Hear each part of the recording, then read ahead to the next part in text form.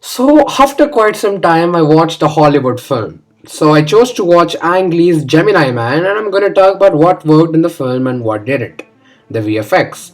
Now, this review would have been incomplete without talking about the VFX. The special effects in this film is easily fantastic. The young Will Smith, especially with some of the close up shots, looked hypnotizingly real, and even the pose stretch, which makes it look more real. I applaud all the VFX artists for such mastery. But there are moments where you realize the person on screen is a 3D model rather than the actual actor or stuntman. These are usually in the bike chase scenes and the fight scenes as their movements feel weightless. Now I would have forgiven this, but it happens much too often. Still, the special effects is great. Story.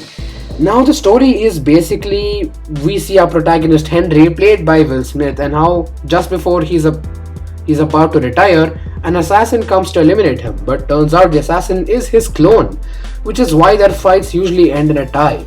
Problem is, the story is very predictable, you know exactly how things are gonna go, which was very disappointing as it didn't have any nuance, so it felt lacking in that department. I mean, we all saw Junior Will Smith being redeemed, it's just unfortunately disappointing. Concept. The concept of this film isn't anything new, but also isn't anything bad, but it had a lot of untapped potential. Clones is a common but great idea. We could have seen how the truths and revelations mentally and emotionally break Junior and seeing him go through a moral dilemma. And we get that, but not enough. This conflict gets resolved really quickly. Gemini Man is an incredibly ambitious film with a lot going for it, no doubt. But despite its entertaining action and a pretty good performance from Will Smith and the rest of the cast, it is a muddled mess that doesn't do anything new or interesting. So I just watched the Vin Diesel starrer comic book film Bloodshot, and to be honest, I didn't like it. It has potential, but it fails, to be honest. Now, Bloodshot's plot is basically after him and his wife are murdered, Marine Ray Garrison is resurrected by a team of scientists enhanced with nanotechnology. He becomes a superhuman biotech killing machine. Now, one thing that immediately bothered me was the fast paced editing. There were too many cuts and it felt really unnecessary and hard to follow. And eventually, Ray and his wife Gina are killed. Yes, dead. Our protagonist is killed right at the start. But Ray is resurrected by RTS, with Guy Pearce as the head scientist and other characters also. Then Ray finds and kills the killer of his wife in a beautiful looking action scene with red and blue lighting and the right use of slow motion, which shows the impact of every hit and gunshot. But it is eventually revealed to us that these scientists are evil as they had been manipulating and altering his memories.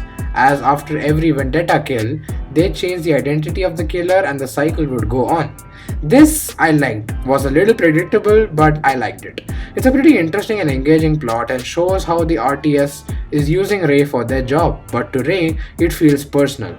But Ray gets to know of this and decides to change his fate. Now, what they could have focused on is the mental and psychological breakdown Ray could have suffered after the constant tampering with his memories.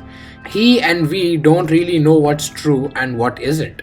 This could severely affect Ray as he questions his reality, but this doesn't happen, and I wish it was there as it would have added a level of nuance to our protagonist.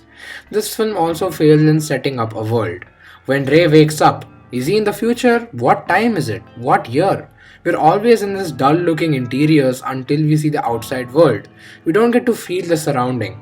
How the world works, how the people live, how society functions, all that good stuff isn't present in this film.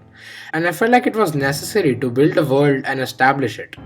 Now, Guy Pearce's character works well performance wise, but it doesn't writing wise. What's his motivation? Why is he manipulating soldiers? We don't know. I wish we did because he would have fleshed out his character a little more, which was disappointing.